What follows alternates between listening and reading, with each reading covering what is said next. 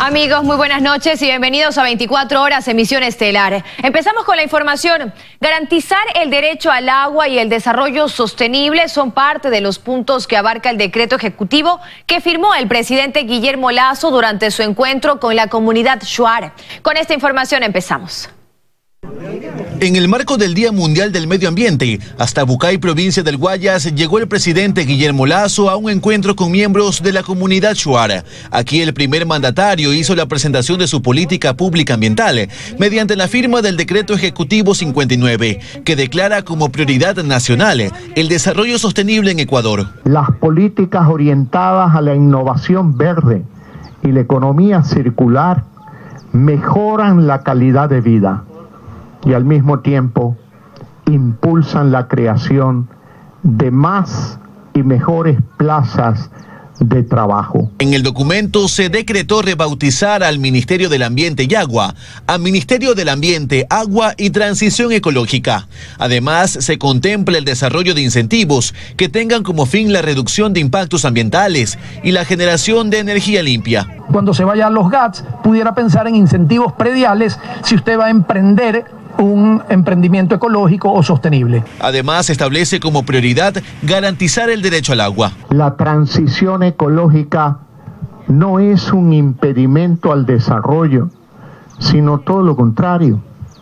Es conocimiento, prosperidad, empleos, salud y sobre todo fuente de una vida mejor. Durante el encuentro, los miembros de la comunidad Shuar mostraron parte de su cultura y se hizo la entrega del bastón de mando al presidente. Los representantes de esta comunidad señalaron que las políticas anunciadas son el primer paso y esperan que se conviertan en realidad. Importantísimo cuidar el agua vital, que es el servicio para todos. El ministro Manrique aseguró que se trabajará de la mano con otros ministerios para velar que las políticas se cumplan. Luis Alfredo Zúñiga, 24 horas. En Guayaquil, colegios y universidades ultiman detalles para el regreso a clases presenciales tras haberse aprobado sus protocolos por parte del COE Nacional. Así se preparan. Después de un año de educación virtual, las instituciones educativas se alistan para el retorno, aunque sea gradual, a las aulas. Tras el anuncio y posterior aprobación de protocolos a 1.301 escuelas y colegios y 37 establecimientos de educación superior a nivel nacional. Durante esta última semana se han ultimado detalles para no correr riesgos. Nuestros estudiantes vienen aproximadamente 2 veces a la semana, en horarios reducidos. Horarios, ¿qué quiere decir reducido? Que van a venir aproximadamente 4 horas diarias vienen los estudiantes. Sin embargo, en Guayaquil, 4 unidades educativas definidas como puntos de vacunación esperarán hasta finalizar el cronograma de inoculación para dar paso a la presencialidad, mientras que otros establecimientos tienen pensado tomarse un poco más de tiempo y arrancar el miércoles 9 de junio con los grados superiores. Tenemos un cronograma, la visita del COE cantonal por segunda vez. Entendería yo que van a actualizar el permiso. Otro de los establecimientos que esperarán unos días es la Universidad de Ecotec, quienes, a pesar de haber iniciado en octubre pasado el plan piloto de retorno a clases, durante estos días volverán a hacer el estudio para determinar el porcentaje de estudiantes que pasarán a la presencialidad. 7 nosotros vamos a iniciar el proceso de encuestas para los estudiantes del semestre 1 y del trimestre especial, para quienes quieren venir de forma voluntaria a este retorno a clases presenciales, para poder comenzar el 14 de junio con el primer día de clases en esta nueva normalidad. El uso de mascarilla de forma obligatoria, aforo del 30% en las aulas de clase y distanciamiento mínimo de 2 metros en todas las áreas son parte de los requisitos dispuestos por el COE Nacional para arrancar sin contratiempos. Valery Villalba, 24 horas. El régimen Sierra está a punto de concluir. Sin embargo, varias voces apoyan la decisión de la ministra de Educación de retornar a las aulas de forma presencial y sostienen que no hay que esperar. A partir de este lunes, estudiantes de 1.301 instituciones educativas pueden ya regresar a las aulas de forma progresiva. Sin embargo, en el régimen Sierra, las clases están a semanas de concluir. Con la decisión del retorno y seguras de que no hay que esperar, están de acuerdo expertas en educación como la expresidenta y exministra de Educación Rosalía Arteaga. No hay que esperar, debió hacérselo antes, definitivamente, porque los niños han perdido demasiado tiempo Esto es gravísimo para su formación integral, para los procesos que tiene. Y según Claudia Tobar, directora del Instituto de Aprendizaje de la Universidad San Francisco de Quito, previo a juzgar cualquier decisión, debemos partir de la empatía. A pesar de que si todos hemos vivido la misma pandemia, todos la hemos vivido de distintas condiciones. Y asimismo, los diferentes papás están hablando desde diferentes puntos. Muchos papás hablan desde el temor y desde no siquiera el temor, sino el terror de volver a mandar a sus hijos a condiciones que ellos piensan que no son las adecuadas.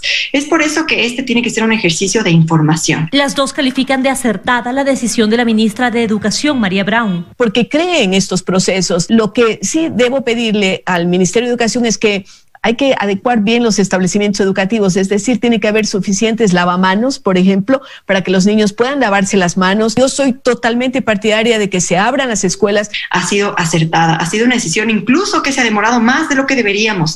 Latinoamérica es la región con los países que más se han demorado en reabrir las escuelas y los colegios. Y solamente como antecedente debemos estar conscientes que cada día que pasa que un niño no va al colegio, menor es su probabilidad a que vuelva a reinsentarse. En este sentido, desde la UNICEF, su representante en el país, Joaquín González Alemán, comparte preocupantes cifras. Ya antes de la pandemia teníamos 268.000 niños fuera del sistema educativo y 187.000 niños con rezago de más de 2 años.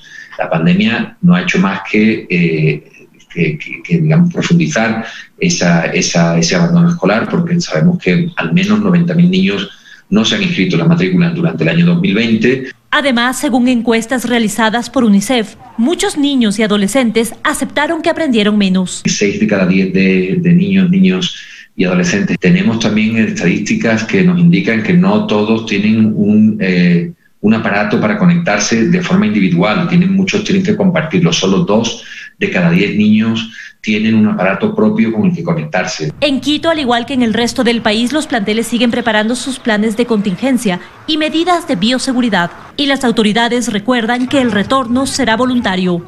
En Quito, María Gracia Costa, 24 horas. Pese a que la mayoría de unidades educativas que retornarán a las aulas este lunes son del sector rural, hay muchas que no están en condiciones de volver. UNICEF ha solicitado al Ecuador atender las necesidades de la infancia. Con maleza que ha crecido, polvo acumulándose, sin servicios tan básicos como el agua. Ese es el denominador común en muchas escuelas rurales. Tan solo un ejemplo es la Unidad de Educación Básica Luis Delfín Arias en el recinto San Gabriel del Cantón Daule. Los moradores piden intervención, pues el plantel no está listo para volver a las aulas y los alumnos lo necesitan, pues hacerlo de manera online ha afectado su educación. Es difícil para los niños que no han tenido internet para hacer los deberes, se les ha complicado. Los padres de familia de esta unidad educativa días atrás ingresaron para cortar la maleza y evitar más daños a la estructura. Para su sorpresa, se encontraron con varios animales. Habían encontrado culebra, habían encontrado iguana, zorro. No es el único caso. En el cantón Pedro Carbo, pavos se han tomado las instalaciones de la escuela Urcesino Candelario Pluas, otro plantel que no está apto para volver. No hay agua, las conexiones eléctricas están expuestas, hay moho en las paredes y el techo se está deteriorando.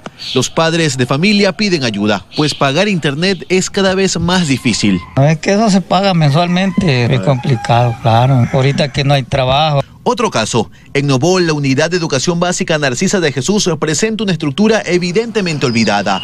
Los baños no se han terminado, hay avisperos y hasta animales como zarigüeyas se han tomado las instalaciones. Todos se robaron esos techos, se robaron el transformador. Que no esté en condiciones es evidente, pero se la necesita, dicen los padres de familia, por lo que piden intervención. Lo mismo solicitan en Escuela Ciudad de Azogues de Lomas de Sargentillo. Los robos dejaron hasta sin agua al plantel. Tienen que hacer minga para poder limpiarla, porque a veces pueden ver animalitos ahí adentro. De las 1.301 unidades educativas que retornan a las aulas este lunes, 1.102 son rurales, pero como hemos visto, hay muchas que están lejos de esa realidad. 900 escuelas rurales se prevén abrir en este gobierno, algo que también ha solicitado UNICEF a Ecuador como parte de la atención urgente a las necesidades de la infancia. Según datos del organismo, el cierre de las escuelas en el contexto de la pandemia involucró a 4.4 millones de estudiantes, afectando su aprendizaje, mientras que al menos 90.000 niños abandonaron el sistema educativo en 2020. El trabajo no será fácil y necesita de atención urgente. Luis Alfredo Zúñiga, 24 horas. Retomamos la información, amigos. Gracias por seguir con nosotros. A pocos días de que se pronuncie el Tribunal Contencioso Electoral, el alcalde de Quito, Jorge Yunda, habló sobre su futuro e indicó que regresará a sus actividades profesionales como la radio y la medicina. En uno del que podría ser su último evento público como alcalde de Quito, antes de que se pronuncie el Tribunal Contencioso Electoral, este sábado Jorge Yunda se refirió a su futuro si es que llega a salir del municipio. Dependiendo de las circunstancias, yo tengo mi actividad y espero seguir dedicándome a esas actividades que lo he hecho más de 35 años. Sostuvo textualmente que se va asqueado de la política por todo lo que ha vivido en estos últimos días y que va a ser difícil regresar a un cargo público. Voy un poco más asqueado de esas situaciones, ¿no? De conocer en verdad al ser humano. Pero ya ha descartado la política. Es muy difícil que yo continúe y siga en la política después de ver todos estos temas. Mientras espera el pronunciamiento del TCE sobre el futuro de Yunda, el vicealcalde Guarderas en rueda de prensa advirtió que está expectante respecto a los movimientos económicos que se puedan dar en esta eventual transición. No hagan contratos de última hora, no hagan transferencias ni pagos sobre contratos irregulares. Y si es del caso, presentaré ante las autoridades de control, Contraloría, Fiscalía, si se dan movimientos irregulares en esta época de transición. Para hacer un recuento, el alcalde Yunda el pasado jueves fue removido de su cargo por el Consejo Municipal tras la denuncia que presentara un colectivo social en su contra respecto al incumplimiento de sus funciones. Yunda indicó que no descarta acudir a instancias internacionales por una cuestión de derechos humanos. Más bien lo otro es por un tema de violación de derechos humanos, de los derechos políticos, tanto de una persona que fue electa democráticamente en las urnas y de los cientos de miles de quiteños y quiteñas que confiaron y depositaron su voto, que sus derechos también estarían siendo vulnerados. Lo que resta esperar son los 10 días que tiene el contencioso electoral para pronunciarse respecto al futuro de Yunda. Caso contrario, queda de inmediato oficialmente posesionado Santiago Guarderas como alcalde de Quito. Paul Coello, 24 horas. Este sábado se cumplió el 6º día del plan de vacunación del nuevo gobierno. En los puntos habilitados en Guayaquil se registraron gran cantidad de personas, aunque sin inconvenientes. Este domingo se espera el arribo de más de 200.000 dosis de AstraZeneca. Sábado 5 de junio y el plan de vacunación no se detuvo. Así se pudo ver en los puntos habilitados en Guayaquil. En el norte de la urbe, por ejemplo, en Mucholote, este fue el panorama. Gran cantidad de personas acudieron. Muy bien, me han atendido muy bien, enseñan qué tipo de vacuna, nos explican todos. Pese a la concurrencia, no se presentaron inconvenientes y se pudo inocular a los adultos mayores que llegaron. Ninguna novedad, verifiqué que verdad sea la vacuna, debo tener la seguridad que sí es. Este sábado y domingo, como parte de la fase 1 denominada Salvamos Vidas, les corresponde acercarse a los rezagados de primeras dosis que no pudieron vacunarse entre el lunes y el viernes. A este grupo se suman quienes tenían cita agendada para segunda dosis y los rezagados. Una satisfacción grande saber que ya me puedo proteger bien. En el Instituto Tecnológico Bolivariano de Guayaquil también hubo gran cantidad de personas. Sin embargo, los que acudieron señalaron que se atendió con agilidad. Tenemos cerca de 1.200 dosis asignadas en este centro vacunatorio, dentro de lo que es Sinovac, AstraZeneca y Pfizer. A este punto de vacunación también acudieron docentes y profesionales de la salud de rezagados. Se acercan con su cédula, con el registro del CENESID y son aplicables para que sean inoculados. Tan solo entre el 25 de mayo y el 2 de junio en Ecuador se han administrado 348.104 dosis. Luis Alfredo Zúñiga, 24 horas. Por otro lado, poca afluencia de personas se evidenció este sábado en los puntos de vacunación en Quito. El plan avanza sin problemas también en la capital. Con total tranquilidad y sin registrarse aglomeraciones y concentraciones, se llevó a cabo esta primera semana de la fase 1 de inmunización del nuevo gobierno en todos los centros de vacunación en Quito. Este sábado, por ejemplo, así lucían los centros del Colegio Benalcázar y Ampetra, en el norte y sur de la ciudad. Sí, rápido. Sobre todo porque yo tengo una enfermedad catastrófica, entonces me pasaron rápido. La comunicación por parte del gobierno, según los inmunizados, ahora es más precisa. Este fin de semana, conforme a la planificación, solo debían acudir aquellos rezagados que necesitaban la segunda dosis de vacuna. Y así se dio. Porque la primera me hice en la exposición Esquito. Y me dijeron que esperara 28 días y ya pasé. Entonces llamé y me dijeron que me tocaba aquí. Y ese precisamente fue el panorama en los 58 centros de vacunación habilitados en Quito, en donde se logró inmunizar aproximadamente a 15.000 personas. Los primeros días de la semana hemos tenido el ausentismo, a lo largo de la semana hemos superado algunas adversidades que hemos tenido y al momento el ausentismo ha bajado considerablemente. En la segunda fase del plan de vacunación que inicia este lunes empezarán a inmunizar en cambio a las personas de 68 a 72 años de edad. Y de esta manera cada día se irá incrementando o bajando la edad para que puedan acceder a la vacuna. ¿Qué tipo de vacuna? Tenemos los 3 tipos de vacuna. Tenemos Pfizer, Sinovac y AstraZeneca. Mientras el plan avanza por buen camino, el gobierno continúa recibiendo más dosis de vacuna. Este domingo, por ejemplo, llegarán al país otro lote de 200.000 vacunas de la farmacéutica AstraZeneca. En Quito, Paul Coello, 24 horas. La empresa municipal de agua potable y alcantarillado EMAPAC y la Escuela Superior Politécnica de Litoral ESPOL firmaron un convenio para rastrear el SARS-CoV-2 en las aguas servidas que produce Guayaquil. Joana Ramos ya se encuentra con nosotros y nos tiene todos los detalles. Joana, cuéntanos de qué se trata. Buenas noches.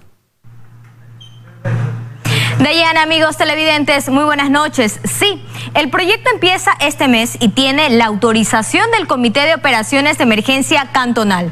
El piloto servirá para rastrear la pandemia en las aguas negras de Guayaquil. Veamos. La empresa municipal de agua potable y alcantarillado EMAPAC y la Escuela Superior Politécnica de Litoral ESPOL firmaron un convenio para rastrear el SARS-CoV-2 en las aguas servidas que produce Guayaquil. El virus se elimina en las heces de los pacientes y va a las alcantarillas. Las cargas virales se miden en copias del virus por milímetro de aguas negras. En el laboratorio estadounidense BioBot señalan que en niveles cercanos a 500 partículas virales por milímetro de agua residual anticipan un alto repunte de contagios. El monitoreo ofrece claros indicios predictivos de brotes de contagio antes de que los hospitales colapsen. Según los expertos, los infectados empiezan a depositar el virus en el alcantarillado sanitario hasta 5 días antes de que desarrollen síntomas. El contrato para la ejecución del proyecto, que tomará un año, es de $140.000 financiado a través de un crédito del Banco Mundial. Dueños de locales comerciales aplauden el cambio de medidas en Guayaquil. El tener mayor movimiento mencionan que los ayudará a recuperarse económicamente. El enlace es con Luis Alfredo Zúñiga para que nos cuente cuál es el panorama a esta hora en restaurantes de la ciudad de Guayaquil. Luis Alfredo, te escuchamos. Así es, Dayana, amigos televidentes, muy buenas noches.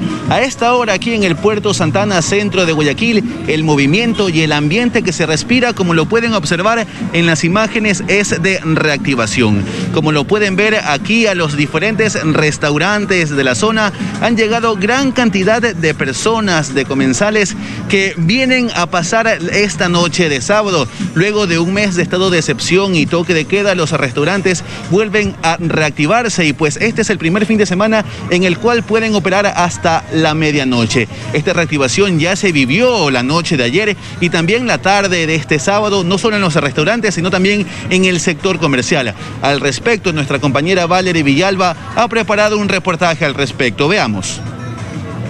Primer fin de semana con nuevas medidas en Guayaquil y la opción para restaurantes de poder trabajar hasta las 0 horas y por ende sin restricción vehicular hasta entonces les dio un nuevo respiro. Está bien porque nos están dando chance a que hasta las 12 de la noche, entonces hay un poquito más de mejora. Y es que durante varias semanas sus puertas cerraban mucho más temprano, afectándolos en sus ventas. El partido de eliminatorias de la selección ecuatoriana también fue aprovechado por familias que decidieron salir y disfrutar en horas de la noche. pasando muy bien a pesar de que Ecuador perdió. Existe la oportunidad de salir en familia y compartir más tiempo.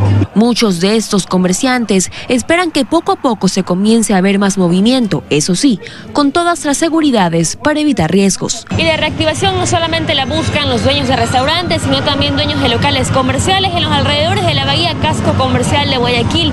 El movimiento se puede ver desde muy temprano este fin de semana. Y es que en este lugar, según nos cuenta Jaime, las ventas han mejorado considerablemente desde el levantamiento de las restricciones. Con la baja de la restricción la gente ya sale y como los buses también ya andan, que se habían parado, todo se mejora. Se podía ver personas que buscaban artículos personales o distraerse un momento, como María. A comprar algo, porque la pandemia sigue, hay que cuidarse. Una ciudad cuyo principal objetivo ahora es levantarse y buscar que el área comercial se recupere, a la vez que se continúa trabajando en bajar las cifras de contagios y fallecidos por COVID-19. Valerie Villalba, 24 horas. Como lo pudieron observar, se ha vivido reactivación tanto en la noche del viernes como a lo largo de este sábado en el sector comercial y también en los restaurantes. Y a esta hora aquí en el Puerto Santana, reiteramos, continúa la reactivación. Los comensales siguen llegando a los diferentes restaurantes de esta zona. Pero también es importante recordarles que pese a que pueden operar hasta la medianoche, los restaurantes deben cumplir con ciertas medidas como el 50% de aforo. Esto forma parte de los protocolos, de los lineamientos que ha definido el COE cantonal de Guayaquil frente a la pandemia y que por supuesto se deben de cumplir. Los representantes y los administradores de los locales comerciales y de los restaurantes están expectantes de que este sea el inicio de mejores días. Y el llamado por supuesto es a respetar las medidas de bioseguridad para que esto continúe en alza. Dayana y amigos televidentes, más en estudios. Muy buenas noches. Buenas noches, Luis Alfredo. Muchísimas gracias por ese reporte desde el centro de Guayaquil. Ahora queremos revisar también qué pasa en Quito en el segundo fin de semana sin restricción ni toque de queda. En la capital se observa nuevamente una reactivación económica. Esta situación representa un respiro para los restaurantes, uno de los sectores realmente más afectados durante las medidas restrictivas. Veamos. Así lucían este viernes algunos restaurantes de Quito. Si bien no es la imagen que solíamos ver en 2019, efectivamente es una muestra de una reactivación económica. Lo mismo fue evidente este sábado. Las familias acudieron nuevamente a los espacios públicos. Por ellas más que todo lo hacemos para que puedan distraerse un poquito, salir nuevamente al ambiente ya que pasan en clases virtuales. Los locales comerciales aprovechan sus terrazas para brindar más seguridad a los clientes. Es un lugar que nosotros decidimos venir. ¿Por qué? Porque estamos fuera, tenemos aire y estamos bastante alejados de las personas. Y es que después de estar por un mes confinados, los ciudadanos afirman que ya era necesario salir a distraerse. Que sí, todos por salud física y mental para todos. Una reactivación de la economía muy, no tan significativa, pero tienen ingresos de lo que se perdió en toda la pandemia también. Sí, ya todos estamos cansados, ya la gente está con menos miedo, ya la vacunación continúa, pero siempre hay que precautelar, ¿no? El sector de restaurantes ha sido uno de los más afectados. Ellos estiman hasta un 70% en pérdidas. Pero si las cosas siguen así, por lo menos 1 año y medio, 2 años, nos va a tomar recuperarnos y regresar a la realidad del 2019. Ellos mantienen las medidas de bioseguridad para evitar la propagación del virus, ya que si bien es un respiro para la economía, es importante continuar con los cuidados. En Quito, Natalie Jiménez, 24 horas. Y el gremio de teatros piden al Ministerio de Cultura aumentar el porcentaje de aforo para lograr una reactivación económica del sector. Ellos están trabajando únicamente con el 30% de su capacidad. Con los telones cerrados y las butacas vacías por casi 1 año, los artistas no han tenido ingresos. Ahora los teatros ya pueden operar con un 30% del aforo, pero según los directivos no es suficiente. Sería bueno considerar incrementar el aforo al 50%. Los ingresos económicos son insuficientes. El Teatro Sucre decidió retirar las butacas para cumplir con el aforo y el distanciamiento. Y si antes tenían entre 20 a 25 obras por semana, ahora llegan a un máximo de 4 semanales. El tiempo de duración no es muy larga. Si una obra duraba antes 2 horas, tratamos de conversar con los artistas para que se reduzca a 1 hora, 1 hora y cuarto. Cristina Rodas dice que apoyan las medidas para evitar la propagación del virus, pero resalta que la cultura es una actividad segura. Los buses están casi llenos, muchos sitios que tienen mucho más del 50% del aforo, los teatros, en los que siempre se tiene que estar con la mascarilla puesta cuando en una función, sí podríamos tener un aforo del 50%. Por lo que pide que las medidas sean focalizadas. Que no nos metan dentro del mismo segmento de gimnasios, por ejemplo, porque son actividades absolutamente diferentes. En las salas no hay interacción. Ambos directores señalan que la reacción del público y de los artistas ha sido positiva. Por otro lado, con el fin de apoyar el sector cultural, esta semana el Ministerio de Cultura derogó un decreto que eliminaba la gratuidad de los museos y los repositorios. Y con esto esperan también apoyar a la salud para que las personas salgan de las afectaciones anímicas y mentales que ha dejado la pandemia. En Quito, Natalie Jiménez, 24 horas. Las áreas protegidas del país están abiertas de lunes a domingo desde las 8 hasta las 17 horas. Así lo dispuso el Ministerio de Ambiente. Los turistas que acudan a estos espacios abiertos deben cumplir las medidas de bioseguridad. A través de este comunicado, el Ministerio de Ambiente y Agua informa que las áreas protegidas de todo el territorio nacional se encuentran habilitadas para el ingreso de visitantes nacionales y extranjeros, en horario de lunes a domingo, desde las 8 horas hasta las 17 horas. Algunas de las áreas protegidas son Parque Nacional Cayambe-Coca, Cotopaxi, Cajas, Galápagos, Machalilla, Podocarpus, Sangay, Yacurí, Yasuní, Reserva Ecológica Ilinizas, Área Nacional de Recreación El Boliche, Reserva de Producción de Fauna Chimborazo, Área Nacional de Recreación Quimsacocha, Reserva Ecológica El Ángel, Reserva Geobotánica Pululagua, Reserva Ecológica Antisana. Las medidas de bioseguridad adoptadas para permitir el ingreso de turistas incluye el aforo limitado, dependiendo de la capacidad de cada una de las áreas. Además, los visitantes deberán acogerse a las medidas de control y bioseguridad establecidas. Recordemos que tras el fin del estado de excepción, el Ministerio de Ambiente y Agua señaló que el domingo 23 de mayo la mayor parte de áreas protegidas a nivel continental permanecerían cerradas para cumplir con los procesos de desinfección. María de Los Ángeles Randón, 24 horas. Amigos, gracias por continuar con nosotros. Este sábado, decenas de ciudadanos realizaron un plantón en los exteriores del Hotel Quito. Ellos piden que se respete el estatus del edificio patrimonial de este establecimiento. Con bocinas y carteles se reunieron decenas de moradores del sector de la Floresta en los exteriores del Hotel Quito. En este edificio histórico se estaban realizando trabajos de derrocación y a pesar de que ya fueron suspendidos el jueves, los habitantes piden transparencia en el proceso y una cancelación definitiva. Estamos pidiendo fundamentalmente que se respete la norma, que el municipio haga correctamente su trabajo. El Hotel Quito ha sido 3 veces declarado Patrimonio Cultural Nacional desde 1998. Este establecimiento, al ser considerado un patrimonio, necesita permisos especiales para realizar modificaciones, pero no cuenta con estos. Existe una solicitud de trabajos varios para hacer supuestamente unas refacciones de un problema de humedad. En un edificio patrimonial jamás eso será suficiente, porque incluso unas reparaciones o un trabajo de mantenimiento requiere de un permiso de la Comisión de Áreas Históricas. Los moradores consideran a esto una invasión inmobiliaria, porque la empresa china que compró el edificio pretende construir a un costado del hotel 2 torres de 36 pisos. Indudablemente varía la densidad poblacional de la zona, incrementaría los vehículos que estarían circulando, el acceso a servicios, etcétera, etcétera. Pero sobre todo, es la pérdida histórica que esto representaría para la ciudad lo que les preocupa. Entonces el edificio del Hotel Quito va a quedar escondido, va a quedar tapado, y entonces eso significa atentar contra la imagen urbana de la ciudad, la imagen histórica de la ciudad.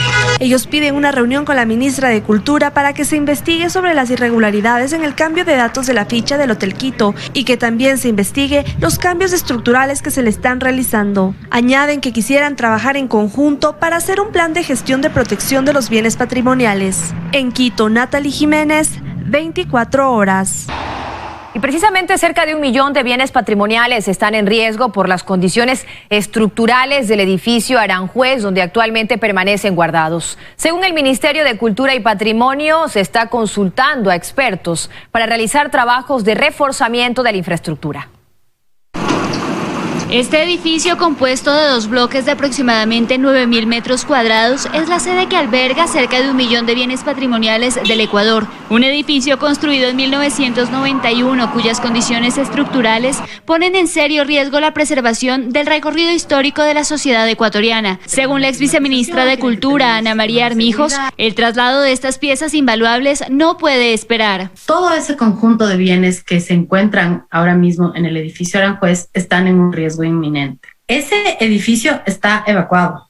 Las personas no pueden entrar al edificio. Los bienes evidentemente están ahí. Aunque la administración anterior había puesto en marcha un proyecto para trasladar estos bienes al edificio de la UNASUR, las nuevas autoridades que integran el Ministerio de Cultura aseguran que esta infraestructura de 20.716 metros cuadrados no cumple con las condiciones técnicas requeridas para la preservación de estos bienes. Que básicamente el 75% de los espacios que estaban pensados en su momento para las reservas están en subsuelos, lo cual es antitécnico por temas de filtración de humedad. Esta es una edificación construida con finalidades de oficina. La realidad es que tampoco pueden continuar en el edificio Aranjuez.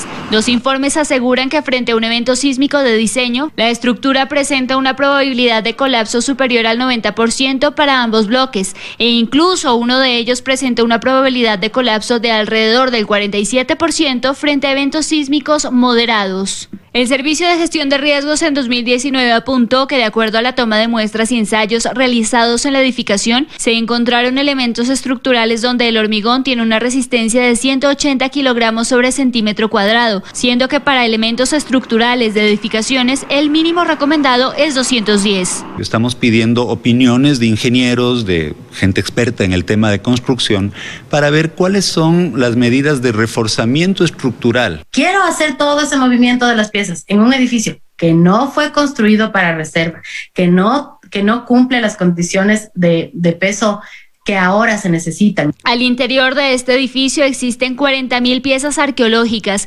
5.200 obras de arte colonial y republicano, 3.000 obras de arte moderno, 177.900 fondos documentales, 600.000 documentos de archivo histórico general y 104.000 colecciones audiovisuales. En Quito, Daniela Valencia, 24 horas.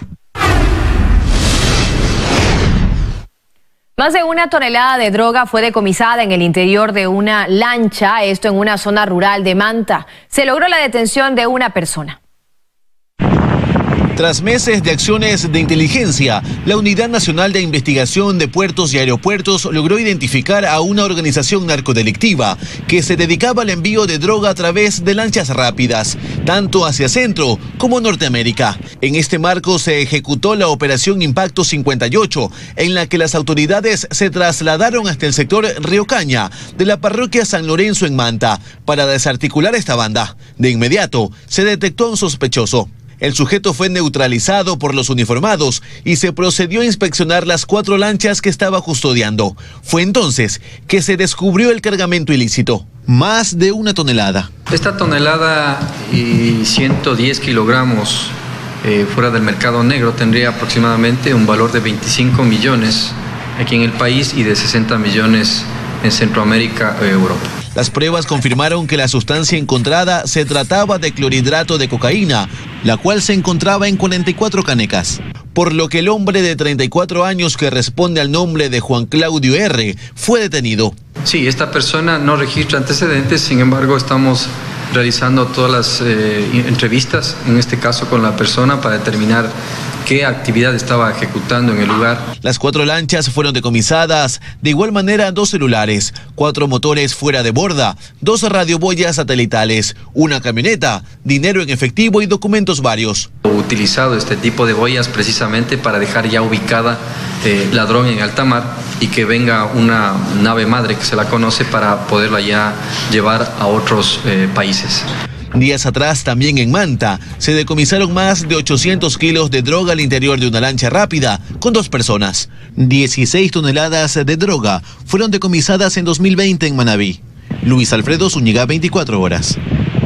Y en un operativo antinarcótico se detuvo a 4 personas que trasladaban 178 paquetes de clorhidrato de cocaína en un camión, el cual era escoltado por un auto. Esto ocurrió en el sector de Pascuales, al norte de Guayaquil.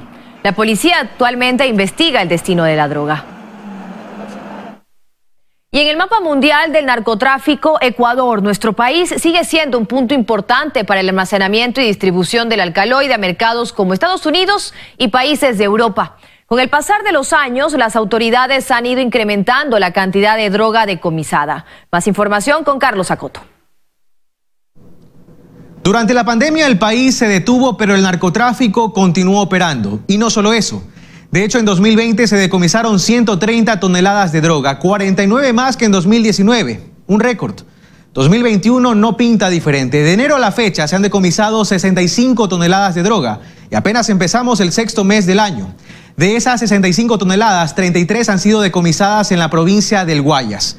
Según el más reciente informe de la Estrategia Internacional de Control de Estupefacientes, organismo del Departamento de Justicia de Estados Unidos, 7 de cada 10 envíos de droga que se hacen desde Ecuador a Estados Unidos y países de Europa se realizan vía marítima y a través de puertos como el de Guayaquil. En la última semana de mayo, en apenas 48 horas, se decomisaron en este punto 4 toneladas de droga. El modus operandi, el gancho ciego, es decir, la contaminación de contenedores. Estrategia del AMPA identificada por este organismo internacional. Pero no solo se trafica por mar, también por aire, y ese es otro de los temas que preocupa a las autoridades. En plena pandemia y con las fronteras cerradas al norte y al sur, el narcotráfico usó avionetas para continuar operando. Tanto así que en 2020 fueron decomisados 772 kilos de cocaína que iban a embarcarse en aeronaves hacia Centroamérica. Un incremento del 600% en relación al año anterior. Pero ¿cómo estamos en 2021? Pues bien, a la fecha se han decomisado 630 kilos de cocaína y se han incautado 5 avionetas. Antinarcóticos y Fuerzas Armadas identificaron en 2020 17 pistas clandestinas, utilizadas para el despegue y aterrizaje de narcoavionetas. Además, se han detectado puntos de acopio en todo el perfil costero, en el norte y sur de la Sierra Ecuatoriana y Amazonía, puntos conectados por rutas terrestres también identificadas. Este es el mapa de la droga en Ecuador, país de tránsito y almacenamiento del alcaloide, funcional para la operación de carteles internacionales, cuyos tentáculos ya están en el territorio. Comenzamos las noticias internacionales hablando de Perú. Ese país vuelve a las urnas este domingo para elegir a un nuevo presidente, con lo que se espera poner fin a una de las crisis políticas más intensas de la última década. Nuestro corresponsal en Perú, Miguel del Castillo, nos informa. Este 6 de junio, 25 millones de peruanos saldrán a elegir a su presidente. El Perú elegirá entre Keiko Fujimori de Fuerza Popular y Pedro Castillo de Perú Libre. Las encuestas muestran una clara ventaja de Pedro Castillo, pero es un empate técnico. Se estará definiendo en las próximas horas, cuando todavía hay un 10% de indecisos que serán quienes decidan esta elección. Las elecciones más reñidas de los últimos años en el Perú. Uno de sus últimos mensajes reflexivos como candidato a las presidenciales.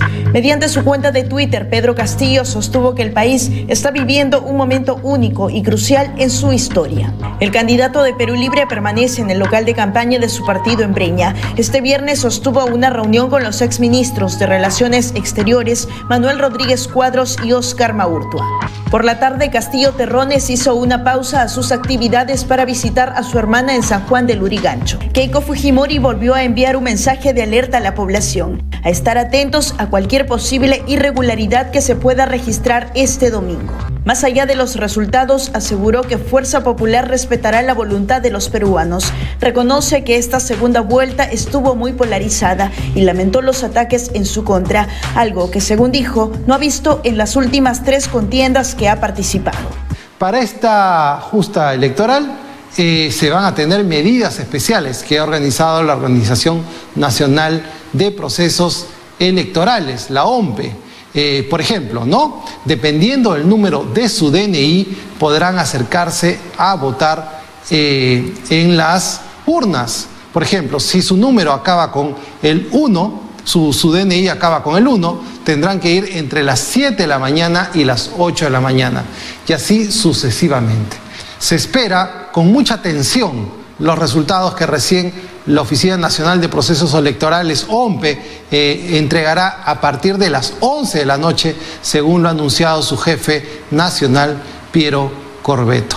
Vamos a ver qué va a pasar en estas elecciones. El Perú está atento, América Latina y el mundo también lo están, por saber si el Perú gira a la derecha o vira a la izquierda. Para Teleamazonas, Miguel del Castillo, desde Lima, Perú. Y María de Los Ángeles Rendón nos tiene un resumen sobre lo que ha sido el paro nacional que sigue viviendo Colombia. María de Los Ángeles, te escuchamos. ¿Qué es lo que está sucediendo en Colombia actualmente? El país latinoamericano que durante más de un mes ha vivido protestas violentas. A continuación se lo explicamos.